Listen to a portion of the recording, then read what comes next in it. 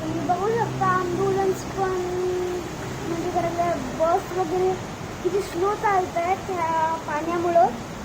म्हणजे तो हे बघा, हा जो प्लास्टिकचा रॅपर आहे तो त्या खड्ड्याच्या मध्ये अडकला म्हणून ते सगळं पाणी जमा झालेलं आहे.